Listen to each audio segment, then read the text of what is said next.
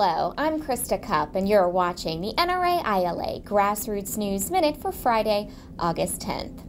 Last week, U.S. Senator Frank Lautenberg and U.S. Representative Carolyn McCarthy introduced legislation that would impose sweeping new and not-so-new restrictions on ammunition sales. The bills, Senate Bill 3458 and H.R. 6241, are known as the Stop Online Ammunition Sales Act.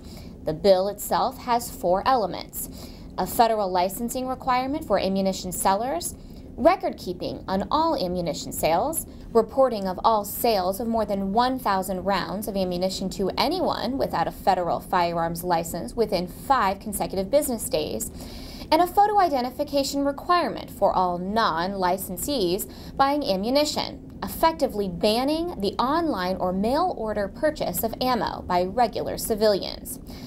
The 2 lawmakers' contempt for regular civilians is nothing new, and neither are the first 2 of the requirements they propose. Starting in 1968, ammunition dealers had to have licenses from the ATF and also had to keep records of purchasers. The record-keeping requirement on .22 caliber rimfire ammunition was so burdensome that it was repealed in 1982. Congress did away with the remaining licensing and record-keeping provisions as part of the Firearms Owners Protection Act of 1986, after the ATF itself said the restrictions had no substantial law enforcement value. The proposed bill would turn back the clock to the days when ammunition was only available in person at licensed stores, driving up prices and making less popular cartridges nearly unobtainable for millions of lawful gun owners. The effect of all of these proposals on competitive shooters who buy ammunition by the case lot for consistent accuracy and shoot tens of thousands of rounds each year in practice would be especially devastating.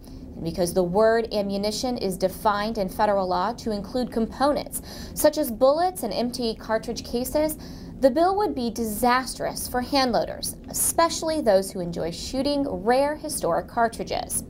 So please be sure to contact your U.S. Senators and your U.S. Representative today and urge them to oppose Senate Bill 3458 and House Bill 6241. And now for an update on the ongoing Fast and Furious investigation. Last week, Representative ISA and Senator Grassley released Part 1 of the report on the findings of the investigation into the gun smuggling scandal. The first part looks at the actions of the Phoenix BATFE Regional Office and the Arizona U.S. Attorney's Office.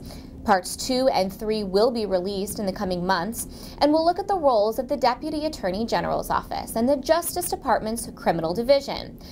Part 1 of the report consists of 2,359 pages, including 211 pages of text with 692 footnotes, 266 exhibits, and 3 appendices. The report's conclusion is stark.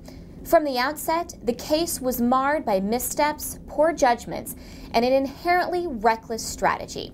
Within hours of the release of the report, the Justice Department once again tried to deflect responsibility by asserting this was a continuation of a Bush administration policy. This claim has been shown to be false. In previous operations, U.S. or Mexican agents were supposed to track and intercept the guns. When it was learned that some guns had been lost, the operations were shut down immediately and considered a failure. In contrast, agents involved in Fast and Furious were ordered not to interdict the guns. Mexican officials were never informed, and no effort was made to track the illegally purchased firearms. The continued refusal on the part of the Justice Department to take responsibility for this reckless program or to hold any of the lower-level officials responsible in any meaningful way raises serious questions about the motives of senior department officials, including Attorney General Eric Holder. Parts 2 and 3 of the report should shed light on these serious issues, and NRA will continue to analyze the 2,300-page report and provide additional information to our members. For more information on these stories and for up-to-date legislative alerts, please be sure to visit our website at www.nraila.org.